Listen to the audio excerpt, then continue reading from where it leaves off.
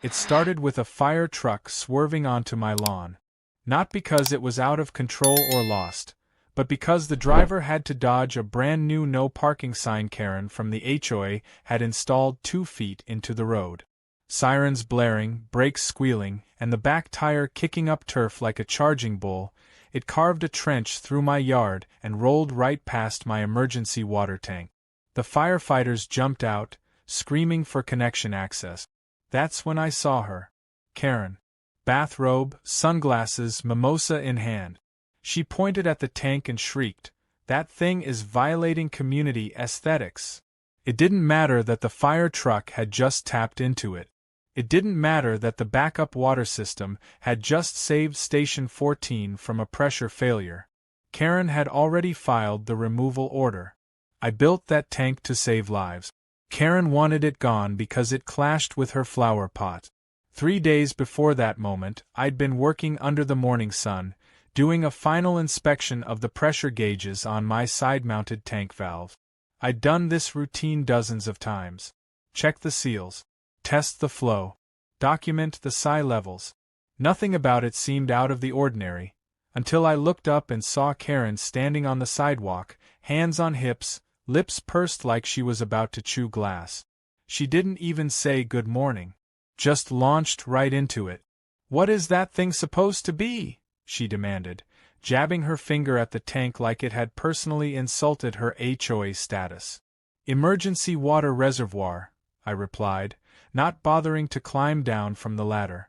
"For backup. In case the municipal line ever fails. You can't just install a silo in a residential zone," she snapped. "It's an eyesore. And it's too shiny. It's powder-coated to resist UV degradation." Karen blinked like I'd spoken Klingon. Then she narrowed her eyes and took out her phone. I knew the dance.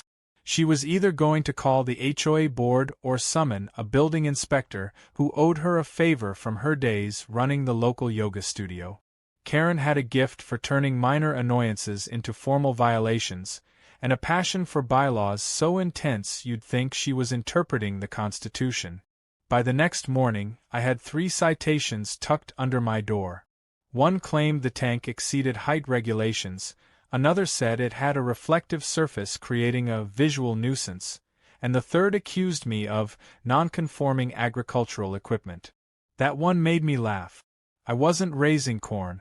I was housing pressurized water for firefighting contingencies. But Karen didn't care about facts. She cared about appearances, and that tank had committed the ultimate sin, being visible. What Karen didn't know, and what I never told anyone in the neighborhood unless absolutely necessary, was that I wasn't just some handy homeowner with a big silver drum. I worked under a silent contract with the county's Emergency Preparedness Division. After the fire 5 years ago that left 3 blocks of our area without hydrant access due to pressure loss, the fire department commissioned a series of decentralized backup tanks. Mine was the prototype. Designed, installed, and tested to meet wildland-urban interface scenarios. The water wasn't just mine. It belonged to the fire grid. And Karen was threatening to rip it out because she thought it made her patio parties look less charming. It didn't take long for the drama to spread. Karen called an emergency HOA meeting, which meant she brought folding chairs to her driveway and sent a mass text using the community app. 5 people showed up, 3 of whom were just there for the wine she'd promised. Still, she stood on a cooler and declared the tank a threat to the community's real estate value, citing made-up statistics about lowered home prices near unsightly utility structures. She passed around a petition and waved it like a legal document. I watched from across the street as she rallied the kind of energy most people reserve for political revolutions or sports riot. That evening, I got a visit from Steve, the building compliance guy. He had a clipboard, a sympathetic look, and a nervous shuffle. "I don't want trouble," he said, scratching his head as he examined the tank, "but we got a complaint and I've got to do the paperwork." "She filed under zoning violation?" "Yup. I've got federal documentation and a classified use clause." He raised his eyebrows, then glanced back at the tank like it had just become a military installation. "You serious?" "As a wildfire in July," I said. "And if she keeps pushing, she's going to find out what happens when you interfere with federal infrastructure." Steve looked ready to bolt. He scribbled something on his pad and promised to escalate it to legal. I knew what that meant. Red tape, delays, a dozen phone calls to people who had no idea this project existed because it was designed that way. Karen had unknowingly picked a fight not just with a tank, but with a system meant to stay invisible until disaster struck. By the following weekend, things had gone from petty to absurd. Someone, probably Karen, put up a sign next to the tank that read, "This property devalues yours." A couple of her followers began parking in front of my driveway in protest, taking selfies and captioning them with phrases like, "Defending beauty, one tank at a time." A teenager even brought spray paint and tagged the tank with the word, "Drained." I had it cleaned in under an hour, but it made me furious. Not because of the vandalism, but because they didn't even understand what they were attacking. They thought it was about appearances. They had no idea what this thing was really for. Then came the moment that would flip everything on its head. The day the fire broke out, the municipal lines began to choke almost immediately. The heat wave had pushed the system to its limits, and within 20 minutes, pressure dropped dangerously low in our quadrant. Station 14 initiated emergency backup protocol. That meant one thing, my tank. The fire truck came barreling down the street, sirens splitting the air, tires burning rubber. And that's when it swerved onto my lawn. They knew the GPS coordinates by heart. As the crew leapt out and connected the pumper to my valve, I could hear the hiss and roar of water pressurizing through the system. And then, like she was summoned by the chaos, Karen appeared. Not to help, not to move the HOA gate or offer water to the firefighters, but to shout about her property lines and how this entire operation was unauthorized. She tried to argue with the fire captain, claiming I'd illegally installed a water bomb. She actually used the words, "domestic threat." The firefighters ignored her, and as the pump roared to life and jets of water blasted toward the advancing flames, I realized just how deep Karen had dug herself. She hadn't just tried to remove a water tank. She had interfered with the one piece of infrastructure that could mean life or death for this entire block. And she still had no idea. The morning after the fire drill turned real disaster, my property looked like a battleground. Tire marks carved into my lawn from the fire truck, scorched edges on the flower beds, and black soot staining the front corner of the water tank where the flames had nearly licked it. Despite all that, the system had worked exactly as designed. The tank had delivered thousands of gallons of emergency water in under 15 minutes, stabilizing pressure and giving Station 14 the edge they needed. Homes had been saved, lives possibly too, but none of that mattered to Karen. Not to someone who believed control was more important than fact. Her response? She doubled down. The very next morning, I woke to an HOA newsletter that had been stuffed in every mailbox and taped to light poles. The headline read, "Unauthorized military tank nearly causes firestorm in our community." It was written like an op-ed from someone who had watched too many conspiracy thrillers. Karen accused me of installing industrial hardware on private property without civilian oversight, claimed my tank had attracted danger, and concluded by warning neighbors that further unauthorized structures may be lurking in your midst. She'd even included a grainy photo of the fire truck hosing down a blaze, trying to frame it as a problem instead of the solution. The image had a bright red circle drawn around the tank, as if it were evidence from a crime scene. I thought about ignoring it. I really did. But then the building inspector showed up again, this time with a more formal notice. Apparently, Karen had escalated her complaint to the HOA's legal committee and filed a formal challenge with the zoning department. She was pushing for a cease and desist on all water pumping from my tank. That would have been laughable, except now there was bureaucratic machinery spinning in motion. The system that was supposed to protect people was now tangled up trying to dismantle the very tool that had saved them. While I fielded calls from bewildered city officials, Karen had begun personally walking the neighborhood with a printed petition. It was as if the fire had only fueled her mission. Wearing a sun hat and holding a clipboard like a scout leader on a warpath, she knocked on doors and warned people that I was piping in chemicals from unknown sources and running unauthorized experiments. Her version of the story kept changing depending on who she spoke to. Some residents were swayed, others just humored her. But all it took was a few scared voices to spark panic. One elderly couple actually called the EPA. Another asked me if their pets were safe. It was maddening. I decided it was time to push back, not with angry words but with clarity. I contacted the county fire marshal, who agreed to meet me on site. Captain Ramirez had signed off on the tank years ago and had always supported the backup grid program.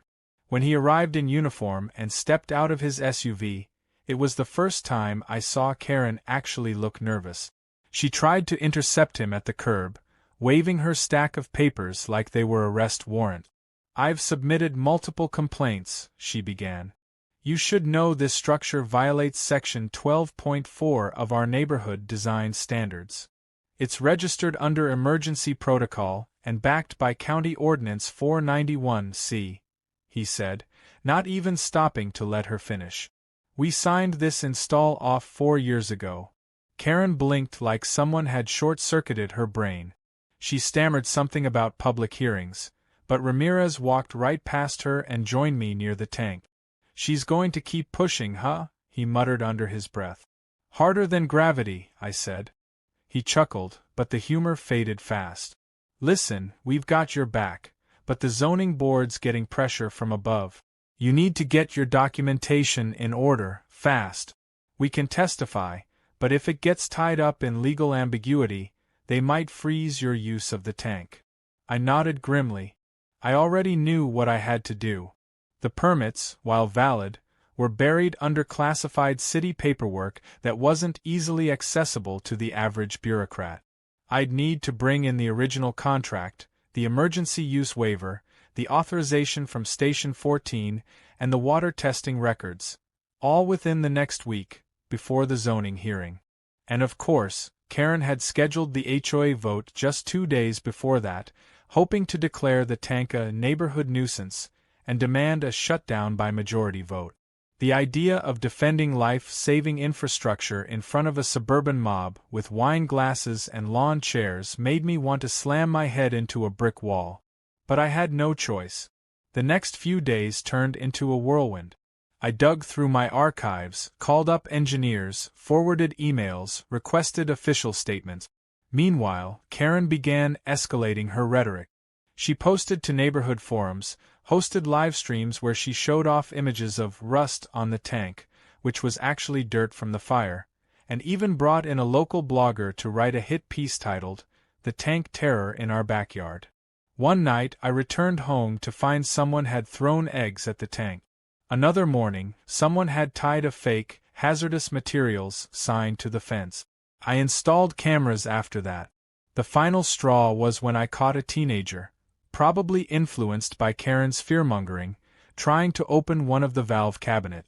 He had no idea what he was doing and could have flooded the whole system or triggered a safety lockdown. I caught him just in time and sent him running with a warning, but I made sure to save the footage. That video would come in handy later. Despite all the chaos, I stayed focused. The night before the HOA vote, I finalized my packet. It was thick, heavy, and filled with every legal form, engineering spec, water analysis, and government signature I could find. If they wanted a fight, I was ready. But Karen wasn't finished playing games.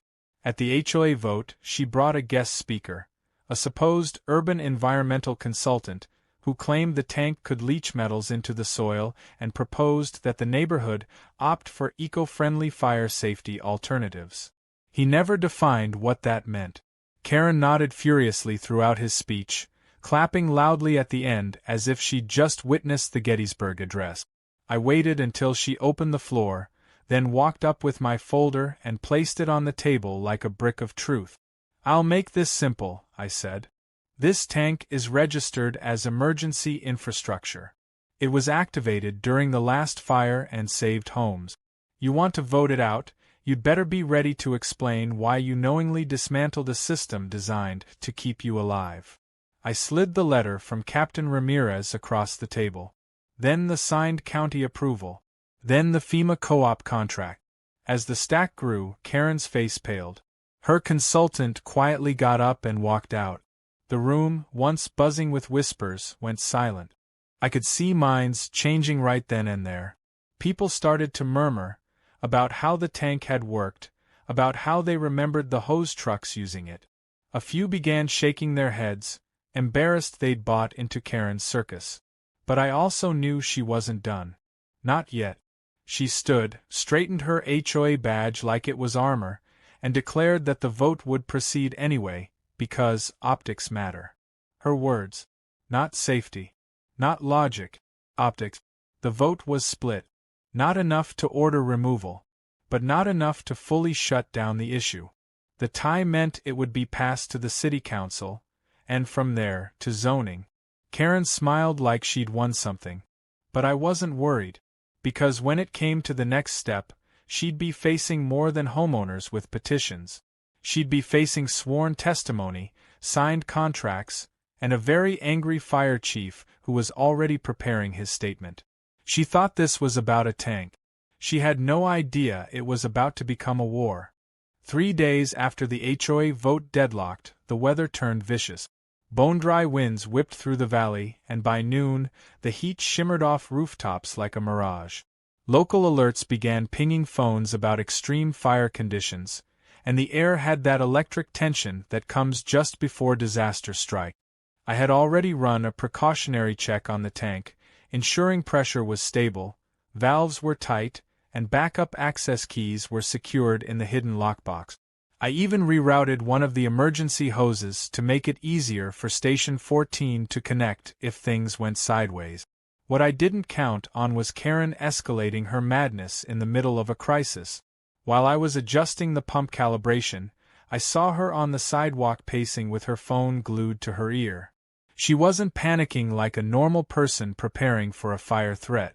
She was grinning, laughing even. She kept saying things like, "It's about time they acted," and well, the truck should be there any minute. I didn't like the sound of that one bit. When I asked her directly if something was going on, she gave me a smug shrug and said, "You should have followed the rules, sweetheart." Then she walked off like a villain in a bad soap opera. 20 minutes later, a tow truck rolled up in front of my property. At first I thought it was for someone else. The driver hopped out with a clipboard and made his way to the side yard, where the tank sat gleaming in the sun like a sentinel. I intercepted him just before he touched the gate. "Can I help you?" I asked, already clenching my jaw. "Got an order here for unauthorized utility removal," he said. "Address matches. They said the HOA approved it." "They lied," I said flatly. "That tank is part of a county emergency backup system. You touch it, you're interfering with public safety infrastructure." He paused. "I just drive the truck, man." I handed him the letter from the fire marshal and pointed at the placard bolted to the tank, one that clearly listed its emergency designation and FEMA code. He read it twice, then slowly stepped back. "Yeah, I'm not messing with that," he muttered before walking back to his cab. Karen, watching from across the street, started shouting, "Why are you leaving? This isn't done." He waved her off. "You got a problem, take it to the city. I'm not getting sued." As the tow truck rumbled away, Karen marched over like she owned the asphalt. "You're delaying the inevitable," she hissed. "That tank is coming out.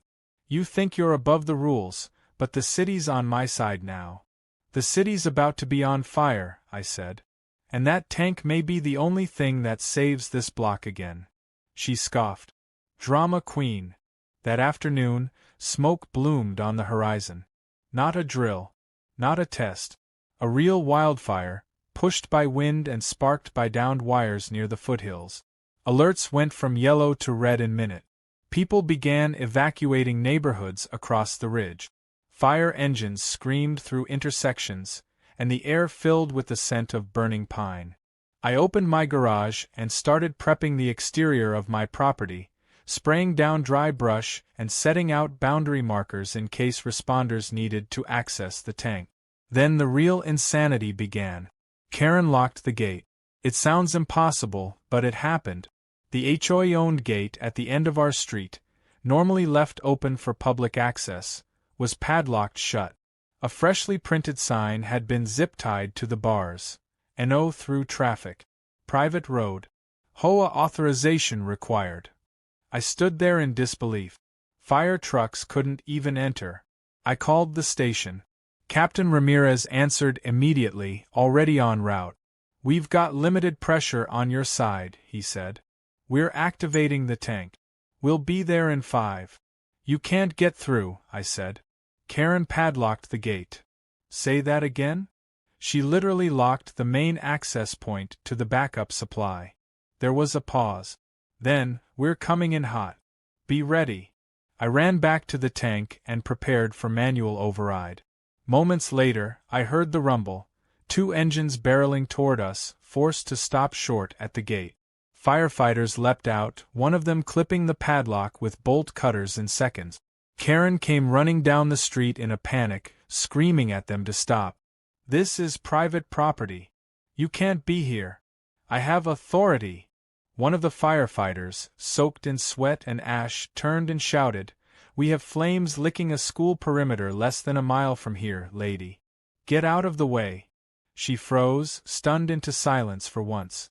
The trucks rolled past her and onto my property, tires once again tearing through my lawn. I threw open the secondary valve access, and they connected the pumps without missing a beat. Water gushed through the hoses, feeding directly into the main engine and out toward containment lines set up near the ridge. The heat, the smoke, the roar of the pump, it was chaotic and terrifying and deeply satisfying all at once, because even as the fire raged, the tank stood strong, doing its job. Not arguing, not whining about bylaws. Just working. Neighbors started gathering on the sidewalk. Phones were out. People were filming. And in the middle of it all stood Karen, watching her carefully curated facade unravel. She tried once more to claim the tank was illegal, only for one of the fire crew to cut her off with a curt "Ma'am, you almost got people killed today." That shut her up. After the fire was contained, Captain Ramirez approached me with soot-streaked cheeks and tired eyes. "She tried to stop us from accessing life-saving water," he said. "She doesn't get to walk away from that." "I've got footage of her locking the gate," I told him, "and a full record of her trying to have the tank removed 3 times. His jaw tightened. "Send it to me. And send it to the city council. This isn't HOA drama anymore. This is obstruction of emergency response." As the firefighters packed up and left, neighbors crossed the street to thank me. Some were quiet, embarrassed they had ever signed Karen's petition. Others were more vocal, saying they'd call for a special meeting to reconsider everything.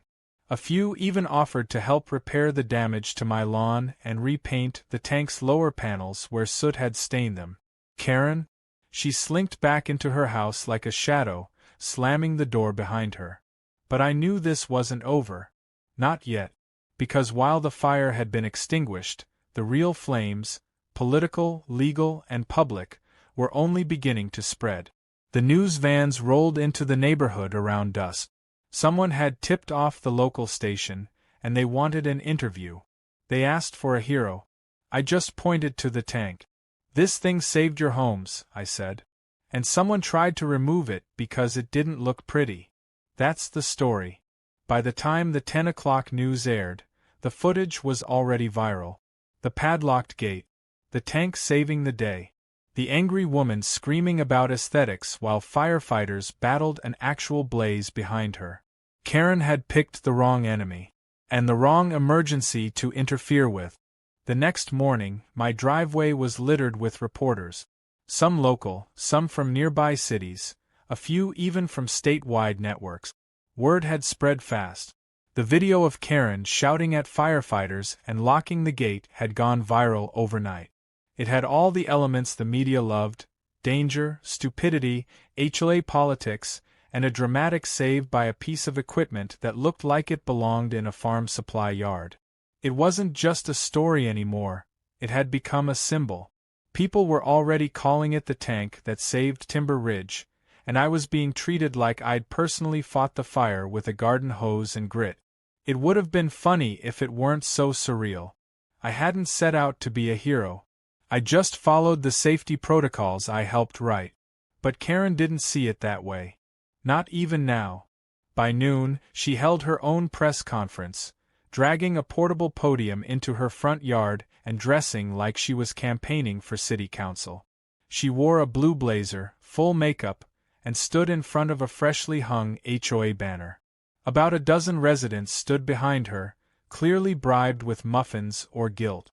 She started speaking into a megaphone even though nobody asked her to, launching into a rambling defense about miscommunication, overreach, and concerns about water stability. She tried to spin it like she was protecting the neighborhood from structural failure. She even held up a fake schematic that showed the tank leaking into underground cables. It was a crude drawing, probably done on PowerPoint, and it had zero basis in engineering reality. Then she made the ultimate mistake. She claimed that firefighters had misused emergency equipment and overstepped their authority. It was an attack not just on me, but on the fire department that had just saved dozens of homes. 15 minutes later, Captain Ramirez held a counter-press conference. No podium, no muffins, just him, in uniform, standing in front of the scorched ridge and calmly explaining the truth. He showed the real blueprints, walked the crowd through the backup system, and then dropped the bomb. Karen's gate lock and her attempts to remove the tank had directly impeded emergency response. There were now formal complaints filed with the city, the county, and even the state's Office of Emergency Services. Karen had gone from HOA queen to public hazard in under 24 hours. The fallout hit fast. City inspectors showed up that afternoon with clipboards and caution tape. They examined the gate, the chain, the lock, even the cement post she'd planted months ago to control neighborhood traffic. It turns out none of it had been approved through the city. All illegal. And suddenly, the same people who used to nod politely at her every command were pretending not to know her. Karen tried to fight back. She posted a 1,200-word essay on the community forum titled, "Why I Took a Stand." It was full of half-truths, vague warnings about liability, and some bizarre metaphor about how tanks invite militarization. But the damage was done. Neighbors had watched the fire themselves. They had seen the trucks blocked by her lock. They had felt the fear. One family had packed their car ready to evacuate. Another had used their garden hose to keep embers off the roof. They knew exactly who had helped them and who had nearly doomed them. No amount of muffins or blog posts could fix that. At the next emergency HOA meeting, which Karen still tried to chair despite calls for her resignation, the mood was volcanic. The usually polite and mild-mannered crowd came in hot. One man shouted about how his son had asthma and couldn't breathe during the fire. Another woman cried while describing how close her fence came to catching. A retired veteran stood up and said he hadn't fought for his country just to be told by some suburban tyrant that his street didn't need emergency access. Karen tried to maintain control. She tapped her gavel, asked for decorum, and then blamed me for failing to communicate the true nature of the tank. That was the final straw. I stood and calmly read from my permit packet. I showed her signature on the original neighborhood awareness form. I reminded everyone that I'd hosted a safety walkthrough 3 years ago and invited the entire block. Half the people in the room had attended. Karen had RSVP'd but never shown. Her excuse at the time? She had a brunch. The vote to suspend her presidency was unanimous. Even her usual allies turned their cards over without hesitation. Her face was blank. She didn't even argue. Just stood, adjusted her chair, and walked out without saying a word. But I knew that wouldn't be the end of it. People like Karen don't melt away. They simmer, plot, wait for another opportunity to reassert control. The problem was, this time she'd gone too far, and it was no longer just HOA business. Within days, she received formal notification from the city about pending charges for obstruction of emergency personnel. A misdemeanor, possibly more depending on how the investigation panned out. She tried to play the victim, claiming she was being targeted because she was a woman in leadership. But nobody was buying it anymore. Not after the video, not after the fire, not after the lock. Meanwhile, the tank got a makeover. A few neighborhood kids volunteered to repaint it. This time with a mural showing a fire truck, a garden, and the words, "Timber Ridge Emergency Water," across the side. The city offered to pay for a plaque commemorating its use in the fire response.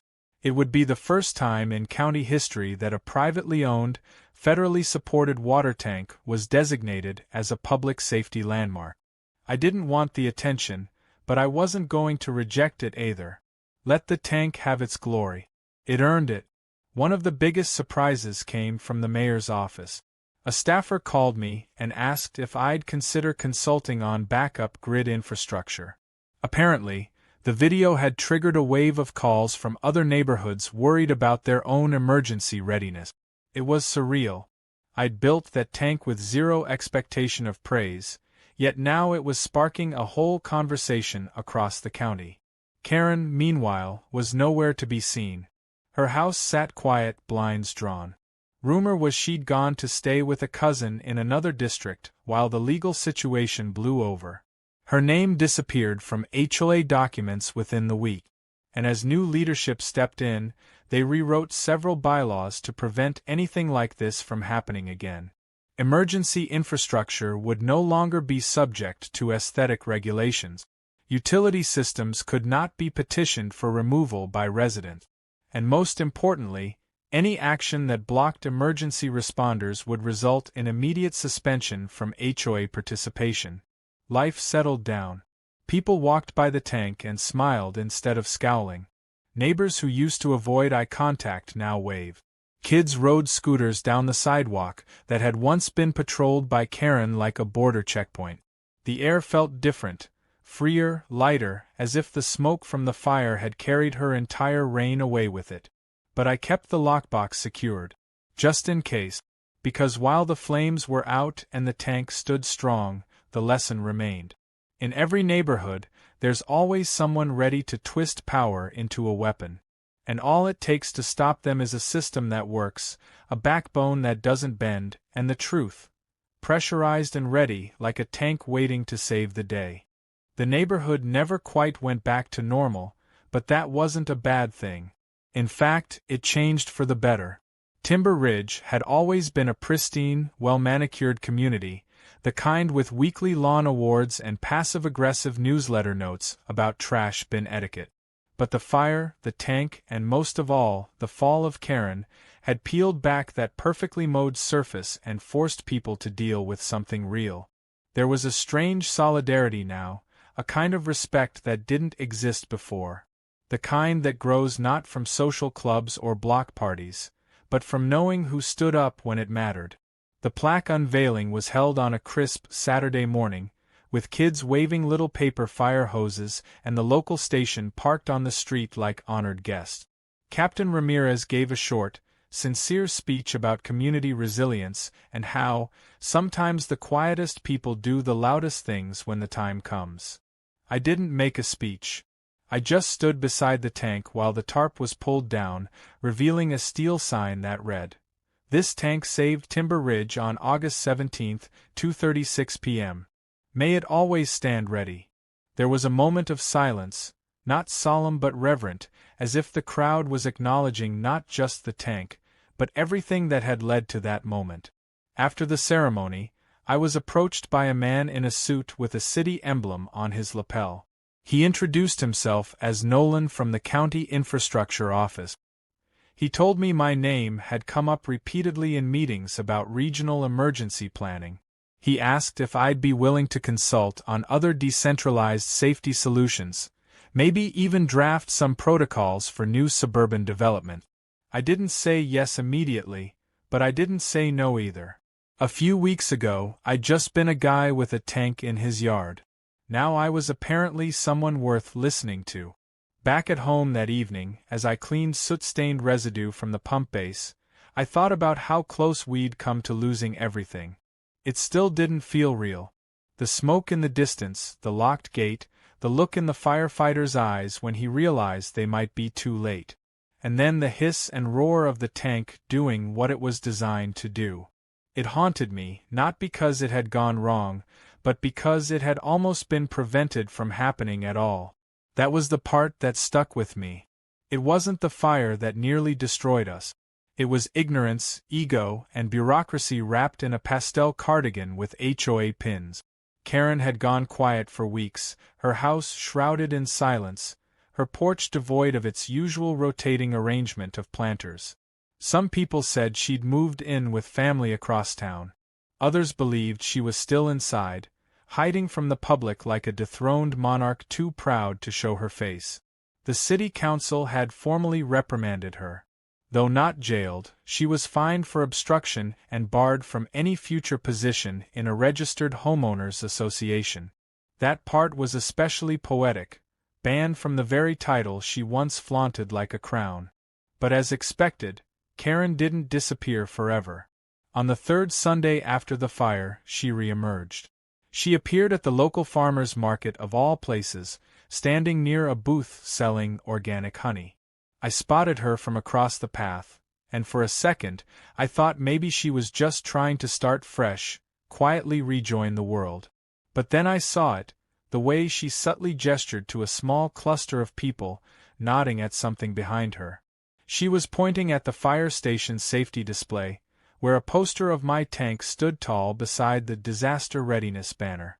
Later that day, I heard from a neighbor that Karen was telling people the tank was still under investigation, that it had questionable design origins, and was part of a government overreach. She even implied that I had used public money to build it for personal gain. It was a laughable theory, but this was Karen. She didn't need truth, just someone willing to listen. Luckily, this time nobody cared. The neighborhood had seen too much. They remembered what it was like to watch the flames. They remembered who had helped and who had hindered. And so her new smear campaign went nowhere. She was a relic now, her relevance reduced to whispered jokes and dismissive shrugs. The new HOA president, Mark, was a retired paramedic with a bald head, booming laugh, and zero tolerance for nonsense. He invited me to join the new Emergency Preparedness Committee, which he launched with a public barbecue and first aid demo instead of the usual clipboard parade. He didn't care about lawn colors or shutter styles. He cared about function, safety, and keeping people alive. It was refreshing. For the first time in years, people started waving when they passed my house. Kids on bikes would stop and ask about the tank, and I found myself giving impromptu science lessons about water pressure and backup valves. The tank had gone from villain to celebrity. I even got a letter from a local school asking if they could bring a class by for a field trip. I said yes. Why not? If Karen could spread paranoia like a weed, maybe I could plant something better. One night, while standing on my porch, watching the lights twinkle off the side of the tank, I realized how close this community had come to breaking. Not from natural disaster, but from the slow erosion of trust. Karen had built her kingdom on control, isolation, and fear of the unfamiliar. But in the end, the thing she tried to remove was the very thing that brought people together. That tank didn't just fight fire. It exposed what was rotten and helped clear the way for something stronger. And yet, even with all that resolved, I kept the original permit binder close. I kept the footage, the city correspondence, and every HOA newsletter that mentioned the tank. Not out of paranoia, but principle. I knew that someone, somewhere, would try something again. Maybe not Karen, but her spirit wasn't unique. There would always be another bureaucrat obsessed with aesthetics over safety, another self-appointed enforcer who thought control mattered more than community. And when that day came, I'd be ready. As fall approached, I made one small change to the tank. With the help of a welder friend, I installed a new sign above the water valve. It was simple, made of steel, etched with bold letters. It read, "Function over fiction." Below it, in smaller print, was the emergency contact number for Station 14 and a QR code to the fire safety plan. It didn't need to be flashy. It didn't need to be pretty. It just needed to work. Just like the tank. Just like the truth. In the end, the fire was never the enemy. The real danger was forgetting why things are built the way they are. Why rules exist, and why they should never be twisted into weapons by the wrong hand. The tank didn't just carry water. It carried a message. That preparation matters. That common sense beats control. And that sometimes the most important battles happen long before the flames arrive. Karen never walked past my house again. But I didn't need her to. Because every time someone thanked me, every time a kid asked a question, every time a fire truck passed and gave a quick honk of appreciation, I knew the story had already been rewritten. And this time, it wasn't hers to tell.